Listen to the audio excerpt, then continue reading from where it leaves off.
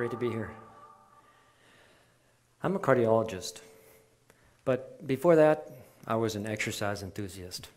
I've exercised, I'll bet, pretty much every day of my life.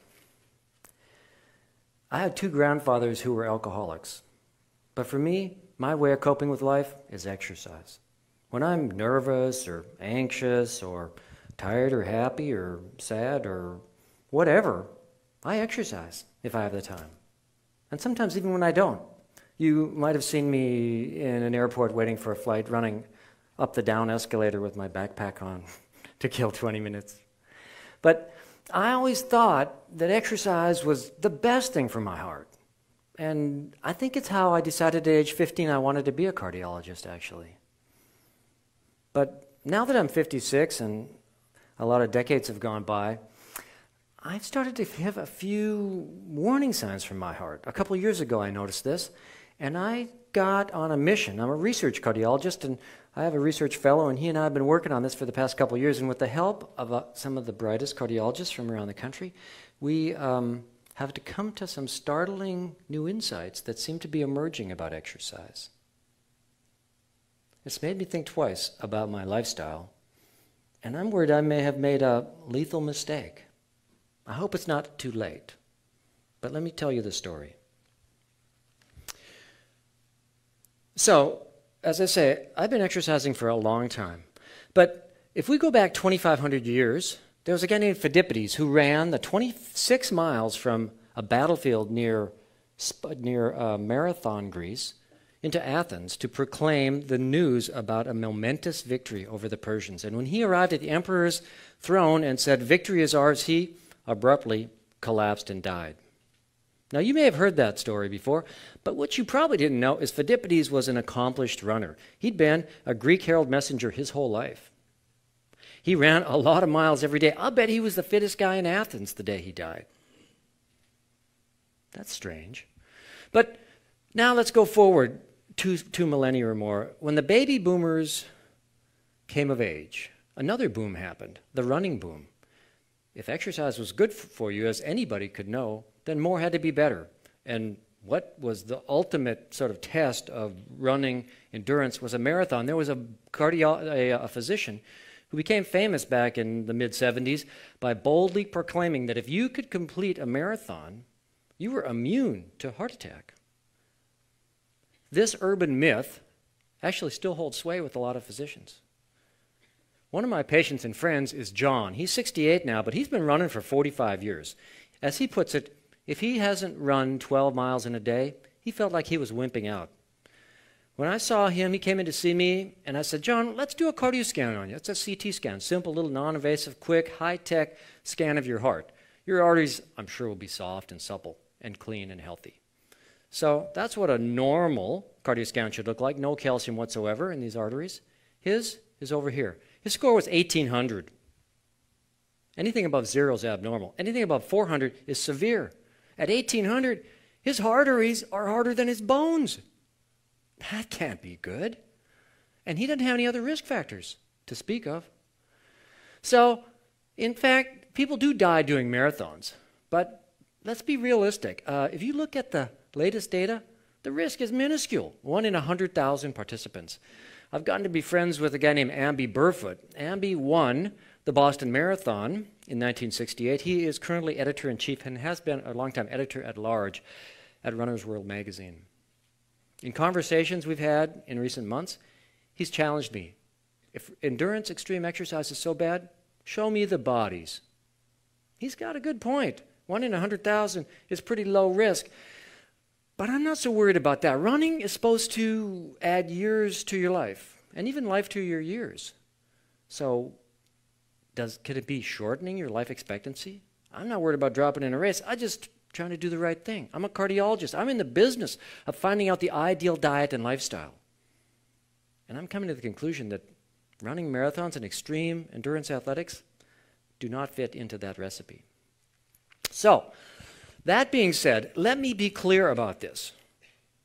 There is no single step you can take in your life to ensure robust health and remarkable longevity than a habit of daily exercise. Okay, and this is a study of over 400,000 Chinese that was just published within the last year. We published an editorial along with this afterwards. But they found that vigorous exercise, this is all-cause mortality reduction. The more reduction, the better.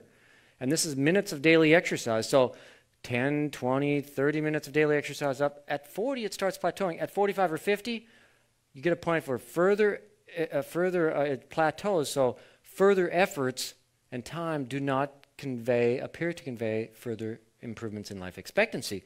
Down here is moderate exercise, light to moderate exercise, walking, housework, day-to-day, moving around. Just get off your seat, move around. More is better there. It's not quite as beneficial as vigorous exercise, but more is better. You can exercise all day, it seems, without getting yourself in trouble if you keep it down. So one of my, I guess one of the sort of my heroes, if you'd say, I love evolutionary medicine. I think if you look in the world of nature into our deep past, you can find the template for ideal health, even in our modern world. Charles Darwin was wrong about one thing, though. It's not the survival of the fittest. In fact, it's the survival of the moderately fit. Okay? If the best you can do is walk one flight of stairs before you have to rest, things are not looking good. It could be a bumpy ride in the next few years. Okay? On the other hand, if you can dance or lightly swim, or if you can even jog 6 miles an hour, that's a 10-minute mile. Come on, that's a pretty comfortable pace, right? Your mortality plummets. And if you, after warming up on a treadmill, can achieve a speed of 7 to 7.5 miles an hour, you're pretty much bulletproof when you look at outcomes. And in fact, further attainments of peak fitness do not translate into further increases in life expectancy. Okay? It plateaus out. In fact, there's a little trend that maybe it might even go up a little bit. So, an important concept is the dose makes the poison. It's true with a lot of things, all right? And if we could come up with a pill that gave all the benefits that we got from exercise, I'd be looking for work. In fact, exercise not only cuts your chance of premature death in half, but it reduces risk for heart disease, Alzheimer's, osteoporosis, depression. It is an amazing drug. But just like any drug, there is an ideal dose range. If you don't take enough of it, you don't get the benefit. You take too much of it, it could be harmful, maybe even fatal. Right? When you're sitting here listening, sitting around like most Americans spend most of their day sitting, doing nothing, your heart's pumping, just idling along about a gallon a minute, about 4 or 5 liters a minute. If we went for a run right now and you ran hard, that would go up 4, 5, 6-fold. 5, 6 gallons a minute. That's a workout. Your heart is working hard. But that's what it's meant to do at intermittently. You know, maybe a few minutes, 5, 10, maybe 30 minutes, maybe up to 60 minutes. But by 60 minutes, something starts happening. This stretch in the chambers starts overwhelming the muscle's ability to adapt. The catecholamine levels, the adrenaline levels rise, the free radicals blossom, and it starts burning the heart. It starts searing and inflaming the inside of your coronary arteries. Okay? So we're not really meant for these sustained levels of exercise for hours at a time. If you go to a marathon, and this has been done several times, you take a troponin level at the end of the marathon, over half of them will have elevated troponins. What's a troponin? Troponin is a sacred chemical to us cardiologists. When we see a troponin goes up, it means one thing: heart muscle has died. Normally, we hop into action because that generally means there's a heart attack going on. We need to get a vessel open. In this case, these are little micro tears from this stretching and the searing. And it's not a big deal if you do it once. These are little minor micro tears. They heal. A few days later, it's gone. The vessel, the heart's back down to normal size. But you do this over and over again, and the chambers start dilating up. They get scarred. They get stiff. They get thickened. If you look closely, you can see these little white patches in these veteran extreme endurance athletes that accumulate in people who've been doing this for years and decades. Their heart becomes older before its time. We're asking too much of it. We're overwhelming the heart's capacities. And this is a fascinating study done by a cardiologist that I know and his son, who's also a cardiologist. These were both avid runners up in Minnesota. They did a study looking at the CT scans, like I showed you of John's. They looked at a group of marathoners have been doing this for at least 25 years, at least 25 marathons during that time, compared to sedentary controls. And you can see here, they had 62% more plaque despite fewer risk factors. People say, that can't be true. In fact, a German cardiologist just replicated this study, showing in 108 marathoners similar findings. Hard to dismiss. Veteran endurance athletes also have about a 5-fold increased risk of atrial fibrillation, a dangerous irregular heart rhythm. There's sort of an epidemic of this going on among runners because we've only been doing this for a few decades, and it takes a while for this to develop. And even more worrisome, when we see this, as cardiologists, our pupils dilate, our heart rate goes up. This is ventricular tachycardia. This is a potentially life-threatening rhythm.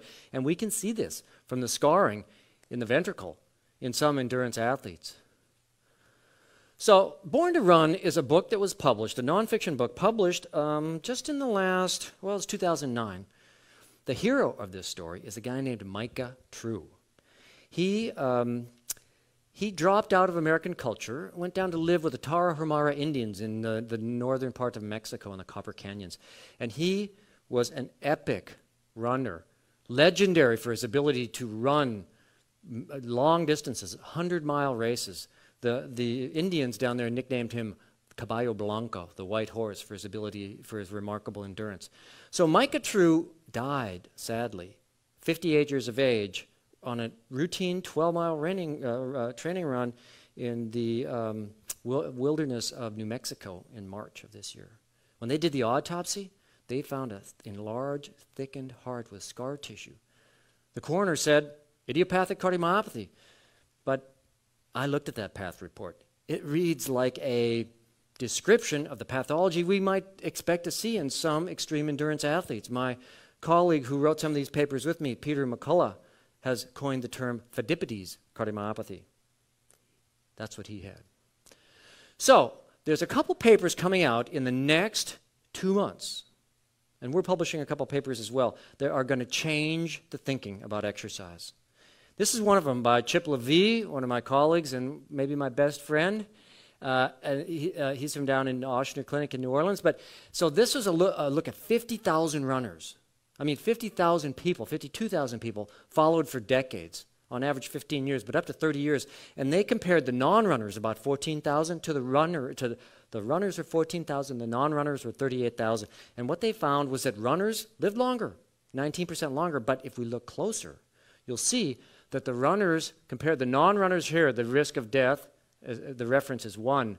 If you ran more than 25 miles per week, your benefits went away. You only got this 25 to 27% reduction in mortality if you ran between, say, 5 and 20 miles a week, ideally 10 to 15 miles a week. And when we looked at the running speed, sure enough, if you ran too fast, over 8 miles an hour, which is a 7:30 pace, the benefits went away. Now, they weren't worse than the non-runners, but heck, if you're running that much, you'd think you'd get some health benefits. No, you have to back off to a 6 or 7 mile an hour pace, which is about a 10-minute mile an hour jog.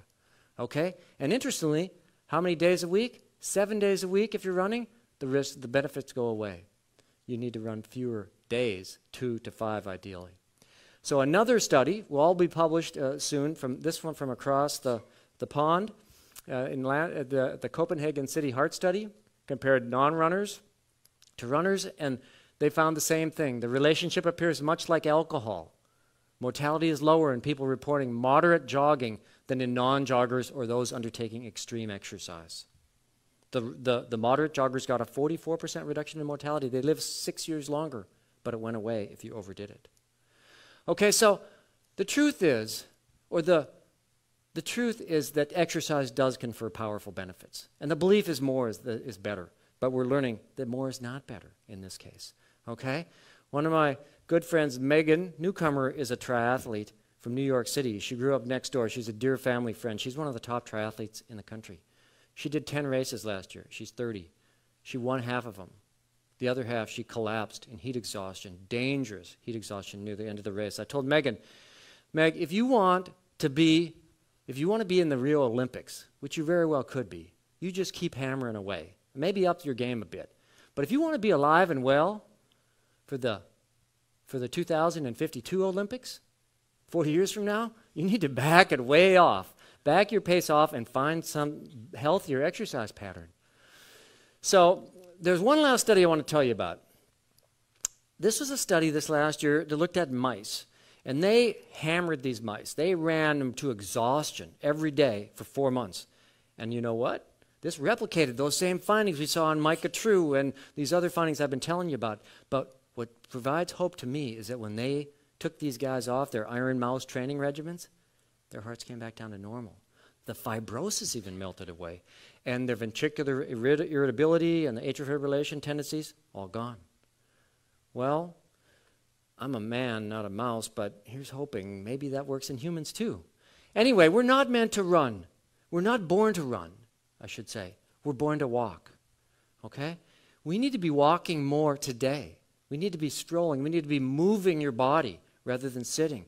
Every chance you get, move. And do some high-intensity interval training from time to time. But personally, I've found that what I do now is I've shortened my runs up. I go, when I run a 1.5 to, at the most, 3 miles, typically about 2 miles. And I take the pace down. I walk with my wife. I play with my kids. I stop in meadows or parks and do some yoga. When I'm swimming, rather than churning away, I get on my back and I do some nice, gentle backstrokes. And I watch the clouds sail overhead and see the birds soaring in the sky. And I can feel in my heart relaxing and healing and getting better. Okay? So, all things in moderation is not a new concept. This was something that one of Phidippides' contemporaries, the father of medicine, said 2,500 years ago, the right amount of nourishment and exercise, not too much, not too little, is the safest way to health. Okay?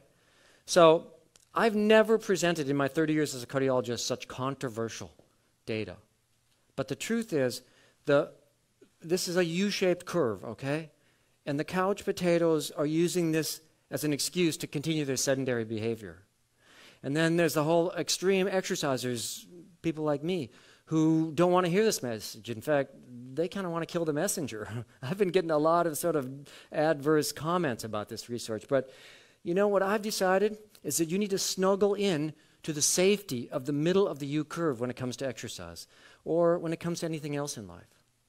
And to me, I've decided that running too fast and too hard is only going to speed my progress towards the finish line in my life. So I decided to back it off and hopefully enjoy more sunrises and sunsets. Thank you.